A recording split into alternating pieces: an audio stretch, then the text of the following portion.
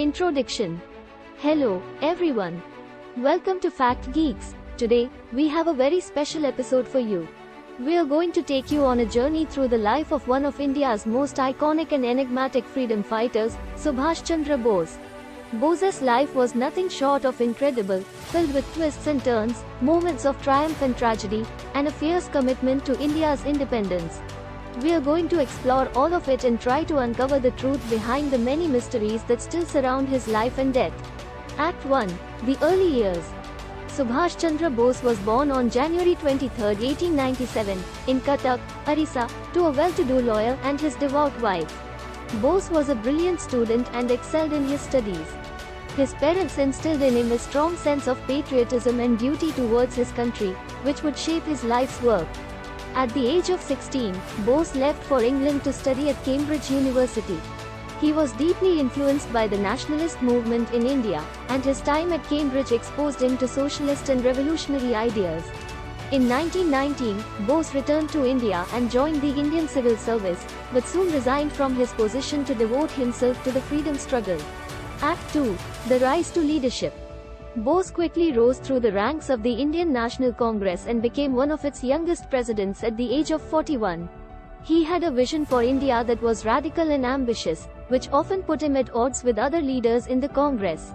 In 1938, Bose was elected president of the Congress for the second time, but his views on India's struggle for independence differed from those of Mahatma Gandhi. Bose believed in the use of force and violent resistance against the British, while Gandhi preached non-violence and peaceful resistance. This led to a bitter rivalry between the two leaders, which ultimately led to Bose's expulsion from the Congress in 1939. Act 3. The Journey to Japan. After being ousted from the Congress, Bose turned his attention towards finding allies outside India to aid in the struggle for independence. He journeyed across Asia and Europe, meeting with leaders like Hitler and Mussolini to gain their support. In 1941, Bose arrived in Japan, which was at war with the British at the time. He saw an opportunity to use Japan's military might to liberate India from British rule. He formed the Indian National Army, INA, which was comprised of Indian soldiers captured by the Japanese army, as well as civilian volunteers. The INA fought alongside the Japanese in Burma, and Bose's charismatic leadership inspired his soldiers to fight with great courage and determination. The INA's victories in Burma and elsewhere in Southeast Asia created a sense of hope and optimism among Indians who yearned for independence. Act 4. The Mystery of his Death.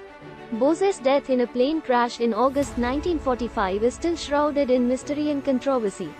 Did he really die in the crash, or did he fake his death and escape to a different country?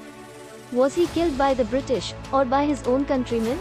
The circumstances surrounding Bose's death are unclear, but there are several theories that suggest he may have survived the crash and gone into hiding. The Indian government has also been accused of covering up the truth about Bose's death. In recent years, there have been calls for a new investigation into the circumstances of his death. Act 5. The Legacy of Subhas Chandra Bose. Subhas Chandra Bose's legacy is still felt today, nearly 80 years after his death. He remains a symbol of Indian nationalism and a source of inspiration for those fighting for justice and equality. Bose's commitment to the cause of Indian independence, his fearlessness in the face of adversity, and his unwavering dedication to his principles have made him a revered figure in Indian history. His legacy has been celebrated in literature, music, and film, and his life and work continue to inspire new generations of Indians to fight for freedom and justice. Conclusion.